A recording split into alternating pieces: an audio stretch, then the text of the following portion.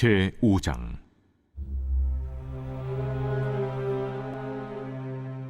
너는 부르짖어보라. 내게 응답할 자가 있겠느냐? 거룩한 자 중에 네가 누구에게로 향하겠느냐? 분노가 미련한 자를 죽이고 시기가 어리석은 자를 멸하느니라. 내가 미련한 자가 뿌리 내리는 것을 보고 그의 집을 당장에 저주하였노라. 그의 자식들은 구원에서 멀고 성문에서 억눌리나 구하는 자가 없으며, 그가 추수한 것은 줄인 자가 먹되 덫에 걸린 것도 빼앗으며, 올무가 그의 재산을 향하여 입을 벌리느니라. 재난은 티끌에서 일어나는 것이 아니며 고생은 흙에서 나는 것이 아니니라. 사람은 고생을 위하여 났으니 불꽃이 위로 날아가는 것 같으니라. 나라면 하나님을 찾겠고 내 일을 하나님께 의탁하리라. 하나님은 헤아릴 수 없이 큰 일을 행하시며 기이한 일을 셀 수 없이 행하시나니, 비를 땅에 내리시고 물을 밭에 보내시며 낮은 자를 높이 드시고 애곡하는 자를 일으키사 구원에 이르게 하시느니라. 하나님은 교활한 자의 계계를 꺾으사 그들의 손이 성공하지 못하게 하시며, 지혜로운 자가 자기의 계략에 빠지게 하시며 간교한 자의 계략을 무너뜨리시므로, 그들은 낮에도 어두움을 만나고 대낮에도 더듬기를 밤과 같이 하느니라. 하나님은 가난한 자를 강한 자의 칼과 그 입에서 또한 그들의 손에서 구출하여 주시나니, 그러므로 가난한 자가 희망이 있고 악행이 스스로 입을 다무느니라. 볼지어다, 하나님께 징계받는 자에게는 복이 있나니, 그런즉 너는 전능자의 징계를 업신여기지 말지니라. 하나님은 아프게 하시다가 싸매시며 상하게 하시다가 그의 손으로 고치시나니, 6가지 환난에서 너를 구원하시며 7가지 환난이라도 그 재앙이 내게 미치지 않게 하시며, 기근 때의 죽음에서 전쟁 때의 칼의 위협에서 너를 구원하실 터인즉, 내가 혀의 채찍을 피하여 숨을 수가 있고 멸망이 올 때에도 두려워하지 아니할 것이라. 너는 멸망과 기근을 비웃으며 들짐승을 두려워하지 말라. 들에 있는 돌이 너와 언약을 맺겠고 들짐승이 너와 화목하게 살 것이니라. 네가 네 장막의 평안함을 알고 네 우리를 살펴도 잃은 것이 없을 것이며, 네 자손이 많아지며 네 후손이 땅의 풀과 같이 될 줄을 내가 알 것이라. 내가 장수하다가 무덤에 이르리니 마치 곡식단을 제때에 들어올림 같으니라. 볼지어다, 우리가 연구한 바가 이와 같으니 너는 들어보라. 그러면 네가 알리라.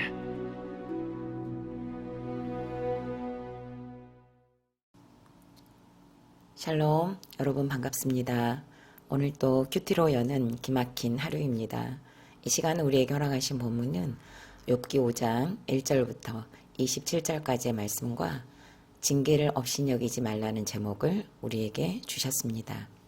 첫 번째로, 징계를 업신여기지 않으려면 내 기준으로 진단하지 않아야 합니다. 1절과 8절입니다. 너는 부르짖어보라. 내게 응답할 자가 있겠느냐? 거룩한 자 중에서 내가 누구에게로 향하겠느냐? 나라면 하나님을 찾겠고 내 일을 하나님께 의탁하리라. 욥의 세 친구 중에서 가장 나이가 연장자인 엘리바스가 입을 열어 망연자실하여 있는 욥, 고난이 해석되지 않아 혼돈 속에 있는 욥을 향하여 사장에 이어 권면을 계속하고 있습니다. 사장에 비해 다소 격양된 언어와 단정을 지어 말하는 엘리바스를 볼 수 있습니다. 단어와 문장을 하나하나 읽다 보면 틀린 말은 하나도 없는 것 같은데, 왠지 모르게 씁쓸함을 더하는 느낌을 지울 수가 없는 것 같습니다. 엘리바스는 욥의 탄식을 비난하고 정죄하면서 미련하고 어리석은 것이라고 합니다.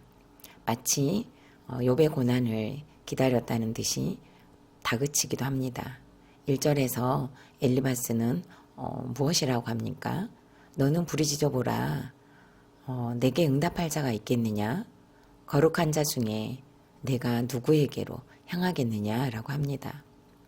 욥이 만나고 있는 고난을 핑계 삼아 욥을 정죄하면서 내가 어디에서 누구에게 지금의 상황을 부르짖어도 대답해 줄 리가 없다는 것입니다. 특히 거룩한 자에게 너는 발걸음을 옮길 사람이 한 사람도 없다고 합니다. 그리고 욥을 향해 미련한 자라고 어리석은 자라고 그래서 너의 집은 저주를 당할 수밖에 없었다고 너의 자식들도 그 상황에서도 구원받을 수 없었고 너의 재산도 다 빼앗길 수밖에 없었다고 합니다. 친구인 욥은 지금 한 번도 경험한 적이 없는 고난 앞에 있는데 엘리바스는 자신만이 가지고 있는 체험과 경험과 지식을 가지고 지금 욥의 고난을 해석하고 진단하고 정답을 내놓고 있는 것을 봅니다.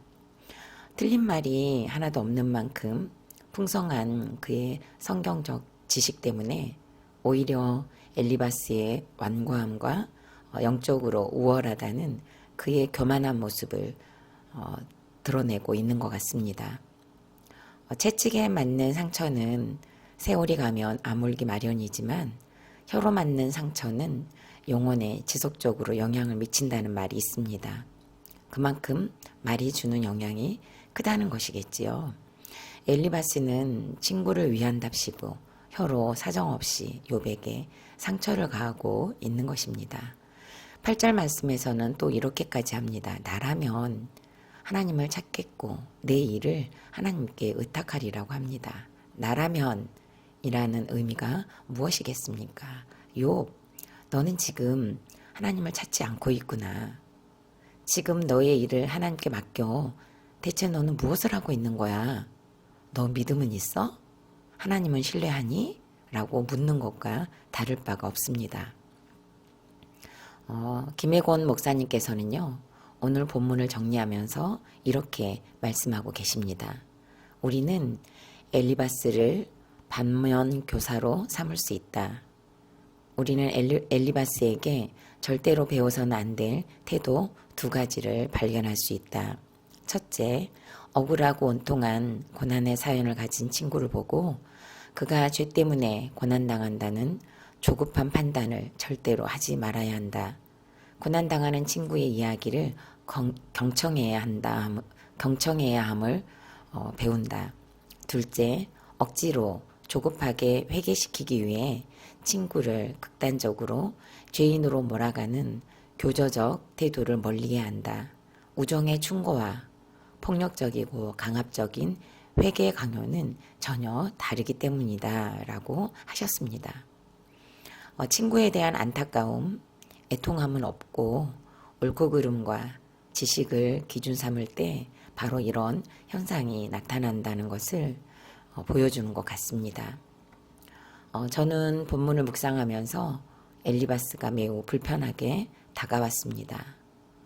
왜 나는 지금 엘리바스가 불편할까를 묵상했습니다. 그러다가 너무도 맞는 말이지만 이 말을 듣고 있는 욥은 또 어땠을까?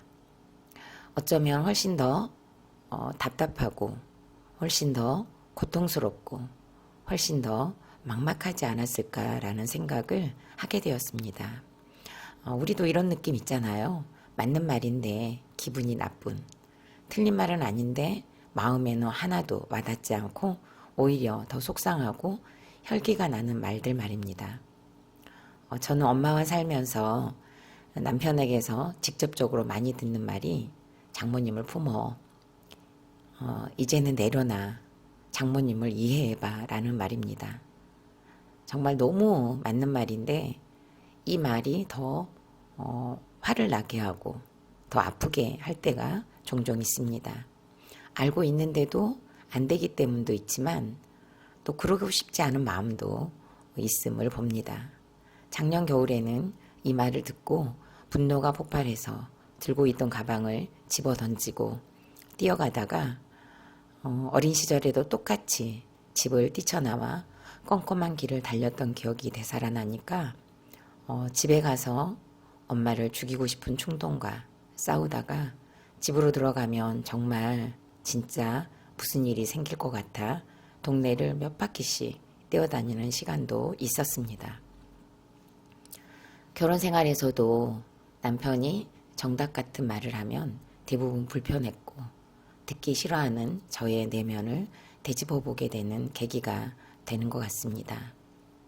나는 왜 그렇게 불편하고 듣는 것이 어려웠을까? 왜 저는 그렇게 힘들었을까를 생각하면서 같아서였을까? 아니면 너무 달라서였을까? 라는 것으로 연결을 해 보았더니 저와 같아서였다는 것. 아니, 오히려 더한 사람이었기 때문이라는 것이 깨달아졌습니다. 그러다 보니 오늘 본문에서 엘리바스가 바로 저의 모습이라는 것이 너무도 강력하게 와닿는 것을 부인할 수가 없어서 불편했다는 것이 또 인정이 되었습니다. 저희 남편은 여러분이 알다시피 2020년 10월 30일에 뇌에 대동맥이 터지는 뇌출혈이 왔었습니다. 의사 선생님께서는 안면마비장애, 시력장애, 사람 인식장애, 언어장애, 사지마비장애 등의 각종 다양한 후유증을 예고하셨지만 단순 기억 장애만 지속되고 있고 지금은 많이 호전되어지고 있는 상태로 보호하고 계십니다. 남편이 되살아나자 제가 가장 많이 외쳤던 것은 그동안 남편의 역할과 아버지의 역할을 하지 못했는데 회개하고 다시 살아내보라는 하나님의 뜻이라고, 그리고 하나님의 은혜라고, 그리고 하나님의 배려라고 했었습니다. 틀린 말은 아니었으나 무엇인가 초점이 달라져 있었다는 것을 여러분은 발견하셨습니까? 뇌출혈 4년차를 살아내고 있으니 얼마나 많은 말들을 서로 나누면서 했겠습니까? 다 기억할 수도 없는 나눔들을 하고 오늘까지 왔습니다. 그런데 오늘 설교를 준비하면서 점점 달라져 있는 것을 깨닫게 하십니다. 처음에는 분명 저에게도 주신 회개의 사건이라는 것을 인정하고 적용하면서 왔었으나 시간이 길어지고 삶의 현장에서 되풀이되는 일들이 많아지다 보니 어느새 저를 향한 초점에서 벗어나 남편을 향하여 더 가속도가 붙고 있었다는 것을 알게 하셨습니다. 그러다 보니 오늘 본문의 엘리바스처럼 당신은 왜 기도하지 않는 거야? 이렇게 살려주셨는데도 왜 변하지 않는 거야? 라고 비난하고 있는 저를 보게 하십니다. 더군다나 근래에 와서는 아침에 식사를 차려주는데도 제 시간에 나와서 먹지 않는 남편을 부부 목장에 고발하는 일이 있었습니다. 아내들이 일제히 벌떼처럼 달려들어 식사 준비가 얼마나 어려운데 차려준 것도 뭔 뜻이냐는 현상이 드러났고 새벽에 일하러 가는데 차려준 밥을 먹지 못하고 스스로 밥을 차려 먹고 일을 하러 가야 한다는 나눔도 나왔습니다. 이번에 목장 모임에서 남편은 아침을 차려주는 것이 무슨 유세를 떠는 것처럼 한다는 말을 했습니다. 사실 유세라는 말이 떠오르지 않아 정말 생각 또 생각을 한 끝에 기억해냈습니다. 유세라는 말이 제 기억에 딱 걸렸는데 나눔을 하면서 잃어버렸던 것입니다. 그런데 단어는 잃어버렸는데 그 납득이 되지 않았던 느낌이 사라지지 않아서 이건 내가 들어야 할 말이 분명한 것 같은데 감사하게도 은혜로 기억나게 하셔서 검색을 했습니다. 검색을 하고 저 혼자 빵 터져 웃음이 나왔고 나중에는 눈물이 나왔고 회개가 되었습니다. 유세를 부리다라는 말은 자랑으로 알고 세도를 부리라는 뜻이 있다고 합니다. 그런데 남편은 저에게 유세를 부린다 라고 하지 않고 유세를 떤다라는 표현을 했습니다. 유세를 떤다는 것은 유세를 부린다는 것보다 행동이 더 심해서 세력을 드러내거나 그 세력에 기대어 교만하게 굴다라는 뜻이라고 합니다. 더군다나 유세라는 말이 영어로는 갑질로도 해석이 되기도 한다는 것에서 남편을 향해 유세를 떤 것이 맞고 식사를 차려주는 것으로 갑질을 하고 있었다는 것이 너무도 인정이 되었습니다. 갑질 뿐이겠습니까? 식사를 차려준답시고 나라면 차려주면 감지덕지하고 먹을 것 같은데 라고 생색도 폭발하고 있었음이 인정되었습니다. 아침이 되어도 식사 자리에 앉을 수 없는 남편의 상태에 대해서는 전혀 공감하려 하지 않고 옳고 그름으로 대하며 아내의 역할, 돕는 자의 역할에서 벗어나 변질되어 있는 저의 모습이 이렇게 드러나고 있었습니다. 하나님께서는 오늘 저에게 엘리바스 안에 향수기를 보라고 허락하신 말씀 앞에 그 어떤 말도 나올 수 없도록 벙어리가 되게 하십니다. 질문합니다. 나는 가족과 형제, 목원들에게 나라면 땡땡땡 하리라는 말로 공감과 위로보다 옳고 그름과 내 기준으로 상처를 주진 않습니까? 그리고 오늘 내가 분별하여 들어야 할 말은 무엇입니까? 두 번째로는 징계를 업신여기지 않으려면 나를 살리기 위해 주시는 위장된 축복임을 아는 것입니다. 17절입니다. 볼지어다 하나님께 징계받는 자에게는 복이 있나니 그런즉 너는 전능자의 징계를 업신여기지 말지니라. 아멘. 엘리바스는 쉬지 않고 계속 욥에게 자신의 주장을 펼칩니다. 욥이 당하는 고난에 있어서 징계받는 자는 복이 있다고 합니다. 욥에게 전능자의 징계를 업신여기지 말라고 이야기를 합니다. 18절부터 26절까지 말씀만 묵상한다면 너무너무 위로가 되는 말씀이기도 합니다. 그리고 많은 성도님들이 사랑하는 말씀도 여기 있네요. 하나님은 아프시게 하시다가 싸매시며 상하게 하시다가 그의 손으로 고치시나니 6가지 환난에서 널 구원하시며 7가지 환난이라도 그 재앙이 내게 미치지 않게 하시며 라고 합니다. 엘리바스는 욥에게 임한 징계에 대하여 27절에 보니 우리가 연구한 바와 같다고 합니다. 그리고 너는 들어보라 그러면 네가 알리라 라고 했습니다. 엘리바스는 27절의 말씀에 따라 지금 욥에게 전한 하나님은 연구한 하나님을 가르치고 있다는 것을 드러냅니다. 하나님을 가르치는 것이 아니라 하나님은 가르쳐지게 하는 것이 아니라 하나님은 믿는 것입니다. 먼저는 말하는 자가 믿어야 하고 듣는 자도 믿어야 합니다. 가르쳐서 하나님을 안다면 그것은 이미 믿음이 아닙니다. 믿음은 은혜로 그리고 선물이지 내 머리로 내 상식으로 깨우치고 받아들여지고 이해되어지는 영역이 아닙니다. 믿음은 우리의 도덕, 상식, 지혜, 지식, 과학을 뛰어넘습니다. 연구한다고 들어본다고 알게 되는 영역이 아닌데 엘리바스는 지금 전능하신 하나님을 자신이 연구한 지식과 알므로 가두고 있는 엄청난 죄를 범하고 있는 것입니다. 그것도 그럴싸하게 언어의 유의를 구사하면서 말입니다. 그것도 전능자의 징계를 업신여기지 말라고까지 합니다. 엘리바스도 분명 하나님을 믿었을 것입니다. 또한 하나님을 체험했을 거예요. 그러나 엘리바스가 알고 있는 하나님은 엘리바스가 알고 있는 하나님이 전부라고 말한다면 그가 체험한 하나님만을 이야기한다면 이건 엄청난 오류가 발생합니다.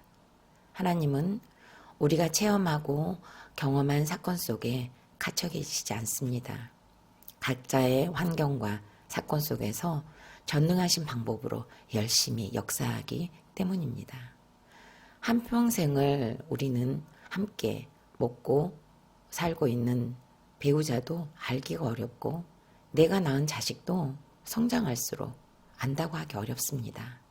겨우 드러난 부분만 알 뿐이고 그것도 정확하게 안다고도 할 수 없습니다. 그래서 우리는 내 고난, 내 약재료를 집중하여 나누고 내 죄를 오픈하고 가는 것이야말로 가장 겸손히 주님을 표현하는 방법일 것이며 지체의 고난과 약재료, 죄의 나눔을 듣는 것 자체만으로도 하나님을 알게 되는 가장 좋은 기회가 될 것입니다. 또한 아는 곳으로 끝나지 않고 믿어지는 데까지 나아가는 은혜를 구하기를 바라는 마음입니다. 엘리바스야말로 지금 욥이 만나고 있는 징계를 업신여기고 있는 것 같습니다. 자신이 알고 있는 지식으로 욥이 만나고 있는 고난을 설명하려고 하기 때문입니다. 한 사람에게 역사하신 하나님이 전부의 하나님이 그리고 그것만이 하나님이 결코 아니라는 것을 우리는 반드시 알아야 합니다. 저에게 있어서 징벌은 투석하는 엄마와 우울과 무기력으로 일상을 살아내지 못하고 있는 남편과 딸인 것 같습니다. 아들이 야간 근무를 하고 자는 날이면 엄마는 투석하고 오셔서 거실에서 누워 계시고 남편은 안방에서 자고 있고 딸은 딸방에서 자고 있어서 집안 공기가 저에게 너무도 감당하기 힘들 정도로 무겁습니다. 남편과 딸은 아침이 되어도 식사 시간이 되어도 스스로 나오는 날이 거의 없는 것 같습니다. 그래서 어느 때는 반찬만 만들어 놓고 집을 나서는 발걸음이 도망치듯이 현관을 빠져나올 때도 있는데 오늘 보석 상자의 내용을 읽어보니 이것도 또 치우치는 건 아닌가라는 생각도 잠깐 했습니다. 그러나 엄마와 남편과 딸의 징벌로 제가 얼마나 폐륜적인 자녀인지 또 순종이 안 되는 아내였는지와 그로 인해 얼마나 엄마답지 못했는지가 드러나고 있습니다. 지금까지 드러난 것이 저의 죄의 전부라고 생각하지 않습니다. 어쩌면 일부분 빙산의 일각일 것입니다. 앞으로도 양파처럼 까도 끝도 없이 나올 것이라는 것을 의심하지 않습니다. 그래도 징벌의 환경이기에 그나마 말씀 보고 회개하고 사역하고 있지 않을까요? 어제 일부 예배에 참석하신 집사님께 무슨 일이 있으시냐고 여쭤보니까 이유를 말씀해 주시고 집사 직분 때문에 어떻게 해서라도 예배에 나오게 되는 것 같다고 하셨습니다. 정말 그 집사님의 말씀이 너무 공감이 돼서 저는 이렇게 대답을 했습니다. 저도 전도사니까 이만큼 살아요 라고 말씀드렸습니다. 이 환경이 아니었다면 결코 여기까지 올 수도 없었을 것입니다.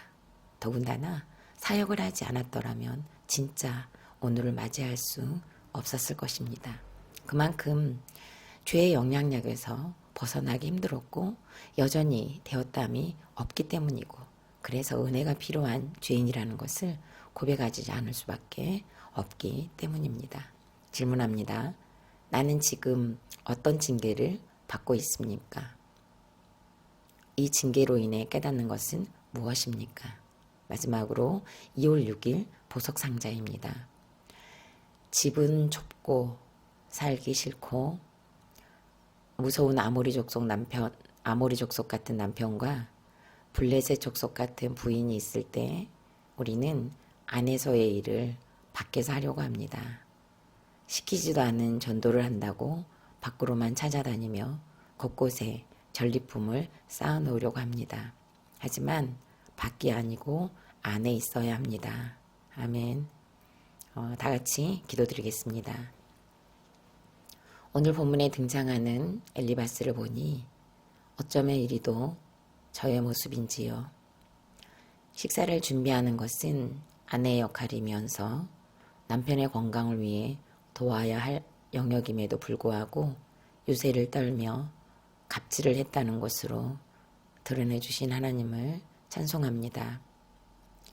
지난날 남편을 돕지 못한 시간을 회개하라고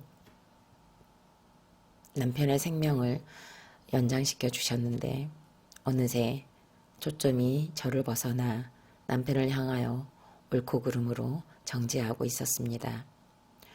남편을 살려주신 하나님께 감사하고 식사를 차릴 수 있는 환경을 주신 것도 하나님이신데 유세를 떨며 갑질하는 자로 변질된 저를 용서하여 주옵소서. 죄의 찌꺼기로 구성된 저의 인격과 삶에 징벌로 와주신 하나님을 사랑합니다. 징벌의 환경에서 죄가 걸러지고 또 걸러짐으로 거룩으로 한 걸음씩 걷는 시간들이 되게 하여 주옵소서. 예수님의 이름으로 기도드립니다. 아멘.